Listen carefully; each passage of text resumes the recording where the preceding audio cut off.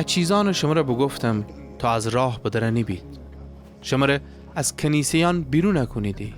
حتی زمانی فرسه که هر کی شما را بکشه فکر کنه که خدای خدمت بگوده. اکارا نکنیدی چون که نه پیر شناسیدی نه مره. عرفان شما را بگفتم تا وقت اون انجام فرسه به یاد باورید که شما را آگاه بگوده بوم. وشانه از اول شما را نگفتم چون که خودم شیمی را بوم. الان کسی که مرا اوسیه گوده اونو ورجه شوان دارم و هیچ کدام وام ورسیدی که شوان داری. اما می حرفان وستی شمی دیل پر از غم ببسته. با احال من شما را حقیقت اگم که می شوان به نفع شمانه. چون که اگر نشم او پشتیبان شمی ورجه نیه، اما اگر بشم اونا شمی ورجه اوسیه کنم و وقتی ایه جهان از اون گناه و از عدالت خداوند و از روز داوری آگاه کنه. گناه جهان بی ایمانی به منه، عدالت فراهمه چون که من پیر ورجه شوان دارم و ده مرا نیدی. داوری ایه چون که رئیس از جهان داوری ببسته.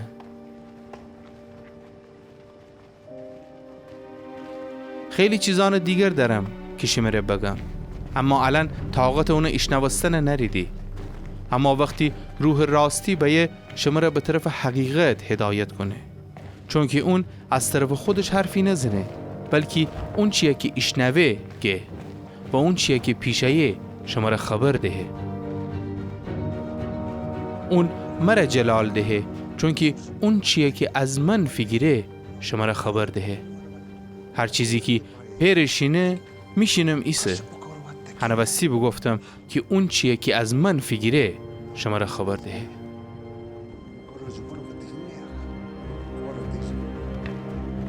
پس از مدت کمی ده مرا نیدی. بعد از مدت کم دیگری بازم مرا دینیدی.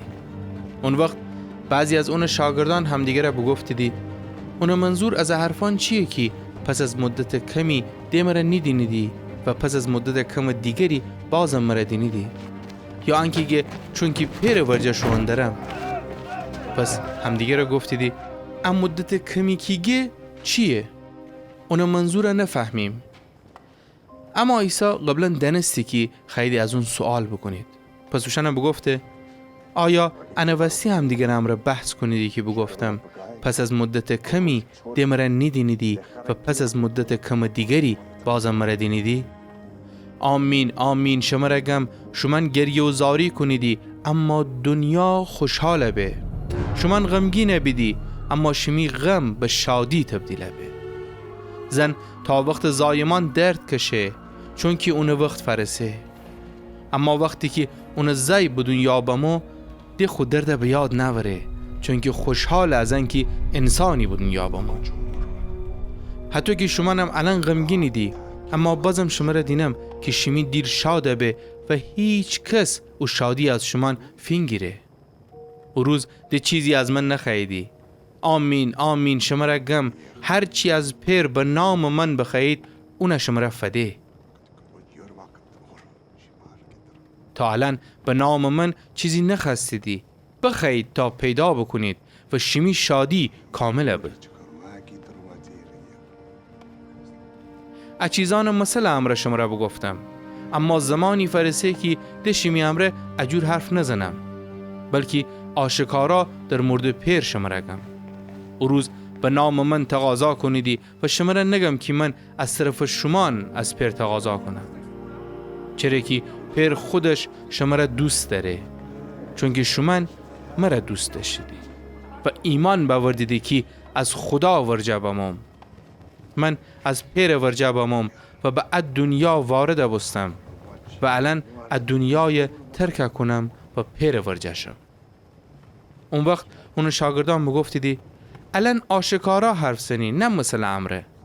الان دنیم که از همه چیز آگاهی و حتی احتیاج نری کسی خود سوالتی امره در میان بنه. هنوستی ایمان داریم که از خدا ورجه بمایی. عیسی اوشان بگفته آیا الان واقعا ایمان داریدی؟